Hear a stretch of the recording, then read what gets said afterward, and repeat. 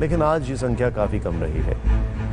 आज सुबह स्वास्थ्य मंत्रालय की ओर से जारी पिछले 24 घंटे के आंकड़ों के मुताबिक डेली केस 7,500 के करीब, जो पिछले 543 दिनों में सबसे कम है। और ये तब हुआ है जब लगातार एक्सपर्ट्स इस बात की आशंका जता रहे थे कि फेस्टिव सीजन की वजह से केस बढ़ सकते हैं। लेकिन दुर्गा पूजा, दशहरा, दिवाली और छठ सब कुछ धूमधाम से मनाया गया। लापरवाही जमकर बढ़ती गई और बढ़ती जा रही है। गनीमत रही कि कोरोना के केस नहीं बढ़े, लेकिन इसने एक बार फिर विज्ञान की उन थ्योरीज पर सवाल उठा दिए हैं जिनके आधार पर कोरोना से पूरी दुनिया लड़ रही है। इसका विश्लेषण हम करेंगे, सिर्फ देश ही नहीं बल्कि दुनिया की तस्वीर से हर चीज को समझाएंगे। लेकिन उससे पहले आपको यह बता दें कि केस कम होने का मतलब नहीं है कि हम और आप बेफिक्र हो जाएं, ये समझने लगे कि कोरोना अब किसी का कुछ नहीं बिगाड़ सकता, क्योंकि कोरोना का कहर भले ही कम हो रहा हो, लेकिन कोरोना खत्म नहीं हुआ। वायरस अभी भी हमारे और आपके बीच मौजूद है।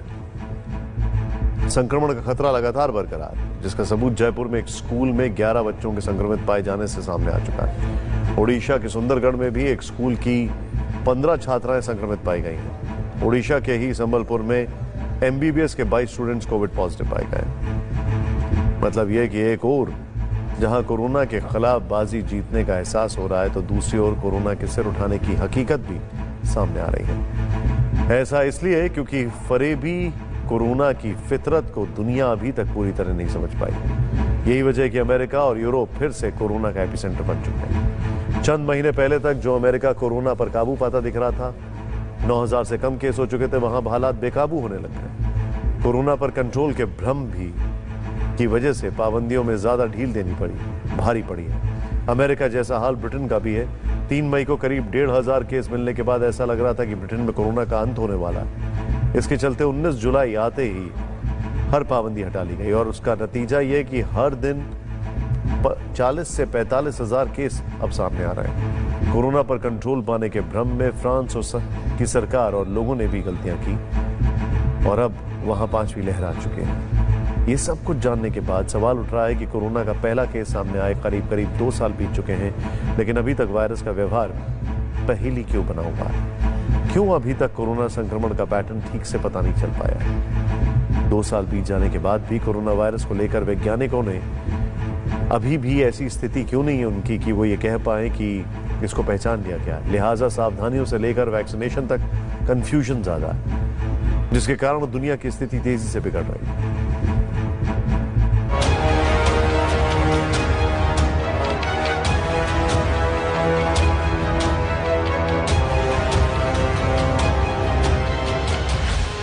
दुनिया चाहती है कि कोरोना का अंत हो जाए, लेकिन ऐसा हो नहीं रहा है। उल्टा कोरोना के कहर की नई लहर चपेट में ले रही है।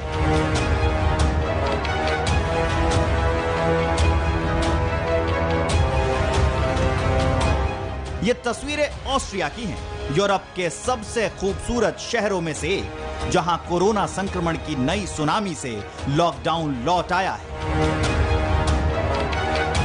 ऑस्ट्रिया में 20 दिन का संपूर्ण लॉकडाउन लगाया गया है, जो यहां कोरोना काल में लगने वाला चौथा लॉकडाउन है, क्योंकि जिस ऑस्ट्रिया में 1 जुलाई तक कोरोना पूरी तरह काबू में नजर आ रहा था, वहां पूरी तरह बेकाबू हो गया है कोरोना।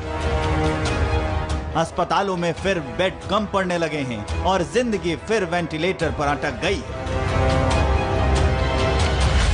ये तस्वीरें जर्मनी की हैं, जहां कोरोना संक्रमण के आक्रमण से लोगों की सांसें फिर उखड़ रही हैं। यहां भी जुलाई में एक तरह से कोरोना का खतरा खत्म माना जा रहा था, लेकिन अब कोरोना के मामले हर दिन नया रिकॉर्ड बना रहे हैं।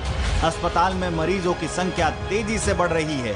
33 जिलों के अस्पताल में एक भी बेड खाली नहीं है। Wahrscheinlich wird am Ende dieses Winters so ziemlich jeder in Deutschland, das wurde ja manchmal schon etwas zynisch genannt, geimpft, genesen oder gestorben sein.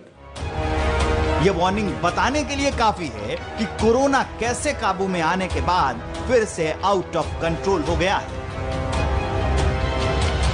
ये हाल सिर्फ यूरोप ही नहीं बल्कि अमेरिका में भी है, जहां एक बार फिर मामले तेजी से बढ़ने लगे हैं और इतनी तेजी से बढ़ रहे हैं कि कोलोराडो, मिनेसोटा, मिशिगन समेत 15 राज्यों में आईसीयू बेड्स की कमी के चलते हेल्थ सिस्टम फिर से बेपटरी होता दिख रहा है। लेकिन सवाल है कि आखिर क्यों? क्यों जो देश कोरोना से जंग जीतते नजर आ रहे थे, वहां कोरोना ने ऐसी वापसी की है कि हालात फिर भयावह होते नजर आ रहे हैं।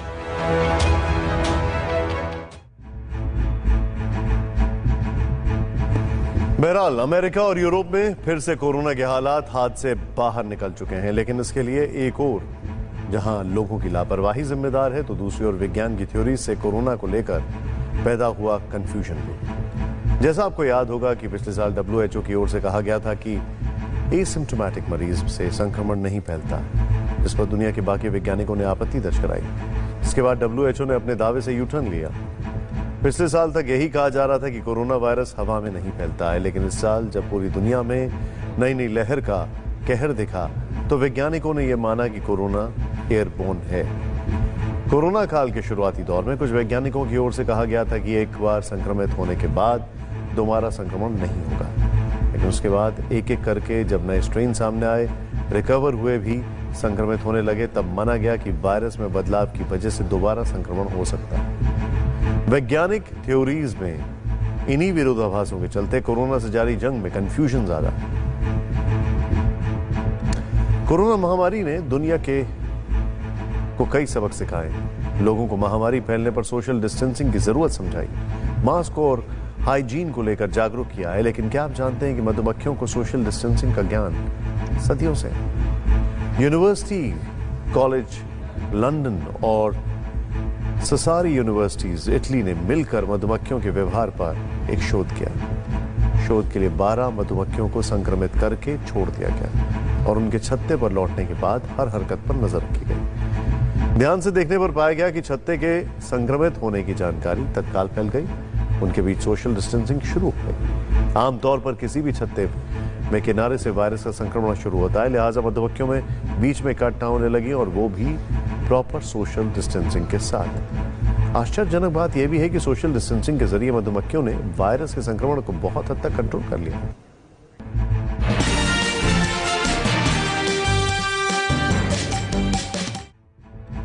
और अब फटाफट खबरें। कच्चे तेल की कीमत कम होने के आसार, भारत के बाद अमेरिका ने भी अपने स्ट्रैटेजिक ऑयल रिजर्व से तेल निकालने का ऐलान किया। अमेरिका के ऑयल रिजर्व से 5 करोड़ बैरल तेल निकलने से नीचे आ सकती है कीमतें। डिफेंस एक्विजिशन काउंसिल की मीटिंग में बड़ा फैसला, रक्षा मंत्रालय ने AK-203 असॉल्ट राइफल की 5,000 करोड़ की डील को दी मंजूरी। रक्षा मंत्री राजनाथ सिंह की अध्यक्षता में हुई मीटिंग, तीनों सेनाओं के प्रमुख और CDS रहे मौजूद।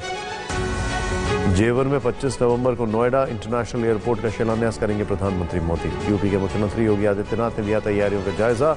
शिलान्यास समारोह में 1 किलोमीटर की होगी सुरक्षा का दायरा, ड्रोन से की जाएगी निगरानी।